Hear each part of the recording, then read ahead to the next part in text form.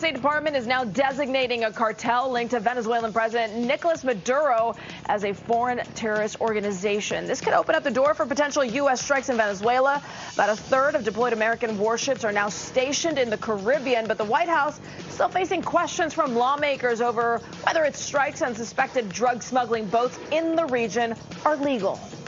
Historically, the United States' intervention in Central America or South America has not always rolled out the way we'd hoped. The Maduro regime survives because of the largesse and the muscle of these drug cartels. So if the drug cartels go out of business, so does the Maduro regime.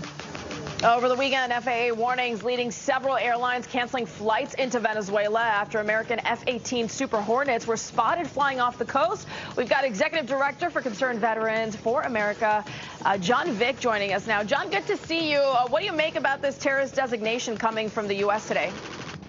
Yeah, thank you so much for having me. No, it's a big step. Right?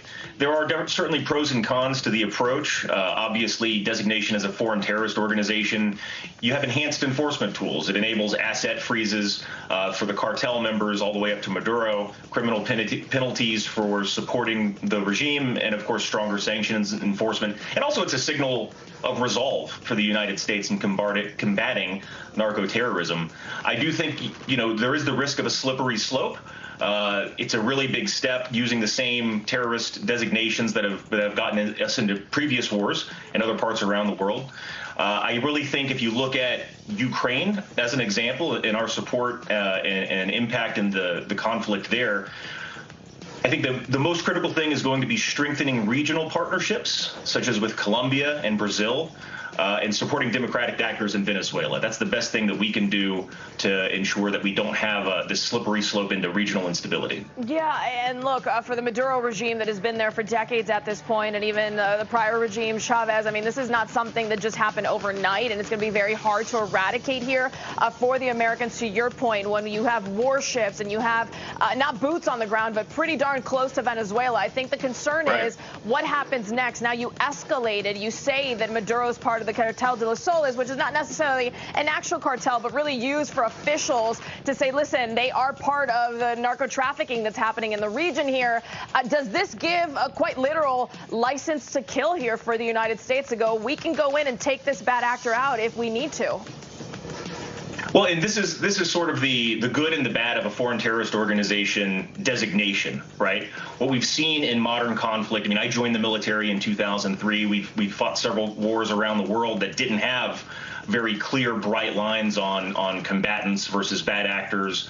And so we're kind of wading into this here. And frankly, the regime in Venezuela, this is set up to be extremely confusing, right? I mean, you have Cartel de los Soles, connections to Tren de Agua, layered across the military, right? So we're talking about more of a loose confederation than what we think about going back to like the Reagan era on what a drug cartel is with the hierarchy there. Right. And so what the FTO designation does is really take the gloves off to a broad range of options. We just have to make sure from the strategic perspective that we're not biting off too much to where we sow regional instability that could last for the next 20 years. So to that point, how does this end? How do we retreat from Venezuela, or how do we go into Venezuela? What exactly needs to happen here? Needs to be a catalyst for either of those things to take place? I think you have to make it not profitable, right? Regime change is a very, very messy path when it comes from outside, and we already see the Maduro regime talking about, Yankee imperialism and things like this. That's how he would love to frame this. But you mentioned the ships that we have off the coast of Venezuela. We've been hitting the drug boats, that sort of thing. The more that you can make this business non-profitable, or unprofitable, I should say, the more the situation will gradually resolve itself, especially if we can support regional partners that have an interest in stability there. And I know a lot of people in Congress have questioned whether, in fact, these boats that have been hit are actually bad faith actors. That to be determined, and clearly we'll see. And history always has a little bit of a revisionist argument when it comes to combats and battles and things of that nature to see exactly. But again, hindsight always 20/20. We'll see what happens nonetheless. John, we always appreciate it. Thanks for your insight today. Thanks so much.